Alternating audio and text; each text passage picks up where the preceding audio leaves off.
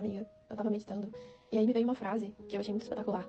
Eu queria compartilhar com você a frase e a reflexão, que foi o seguinte: as características que eu quero numa parceira ou num parceiro têm que ser coerentes com o que eu sou e com o que eu tenho pra oferecer e alinhadas com a sua humanidade, com a humanidade da outra pessoa, no caso. E essa frase me veio porque eu fiquei pensando muito sobre como às vezes a gente põe e cobra e deseja um parceiro ou uma parceira com características muito específicas, e eu penso que é uma linha muito tênue entre as características que a gente de fato pode e deve escolher, inclusive pensar muito bem antes de fazer até uma lista, quem sabe, pra quando a pessoa chegar, uma pessoa que você quer se relacionar, você recorre a essa lista e pensa, ok, essas características aqui são características que eu desejo, então será que essa pessoa tem essas características? E geralmente são características que não são negociáveis, só que a linha tênue é porque tem certas características que não podem ser colocadas numa lista, porque se torna uma arrogância da nossa parte, sabe?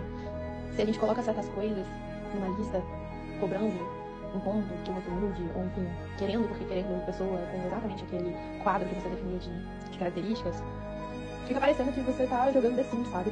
Parece que quando se trata de uma parceria romântica, você acredita que você tá criando uma personagem lá no The Sims, onde você decide não só as características físicas, como cor de cabelo, cor de pele, cor de olho e o formato do nariz, mas também os traços de personalidade, todos os traços de personalidade, o temperamento, o que essa pessoa vai gostar ou deixar de gostar, sabe? Fica parecendo que é um jogo, se relacionar a um jogo e que as pessoas precisam responder às suas expectativas e atender ao que o seu ego espera.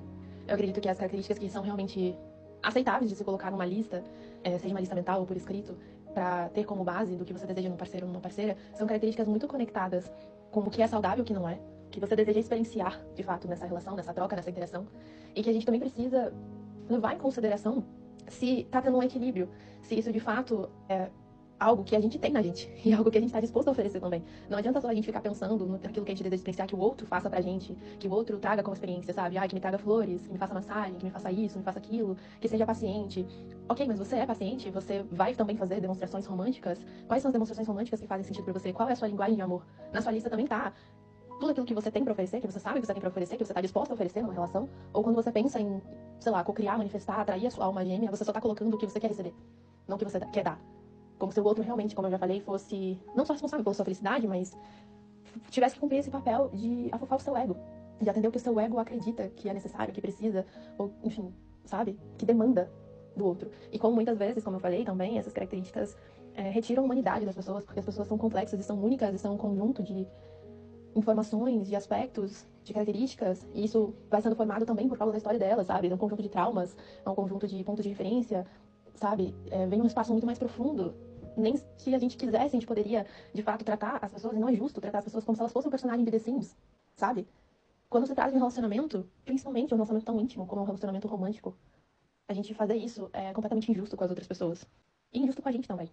Então eu penso que, por exemplo, numa lista que seria aceitável, seria viável, seria justo de se colocar, seriam comportamentos específicos que significam que você está numa relação saudável, uma relação não tóxica, por exemplo, sabe? Coisas que são básicas, você deseja realmente vivenciar, tipo, ser respeitada, ser cuidada, ser amada, ser ouvida, sabe?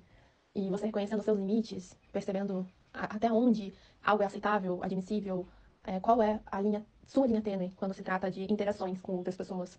É mais sobre isso, e pensando de novo sobre o que você tem a oferecer também, sobre o que você é, o que você tem que trabalhar em você. Não adianta nada você querer uma pessoa calma, sendo que você é a pessoa mais pavio curto existente no planeta, por exemplo. Né? Já vai trabalhando nisso. Porque os opostos sim se atraem, mas são os dispostos que ficam juntos. E tem que ter um equilíbrio. Você também tem que pensar o que você vai oferecer e não é o seu papel demandar de outras pessoas algo por seu puro bel prazer, sabe? Todos esses detalhes. E é mais sobre isso do que, de fato, traços de personalidade ou formas de pensamento ou qualquer coisa do tipo. Porque as pessoas são universos. E se relacionar é justamente sobre isso. E eu acho que a graça de você se relacionar é justamente você conhecer esse universo, que é o outro, complexo, único, diferente, com um conjunto de características muito específicas, e se permitir interagir e trocar com esse outro ser humano de uma forma a crescer e se descobrir também, conhecer você mesmo através dessa interação. Acho que é mais sobre essa experiência de troca do que um checklist do nosso ego.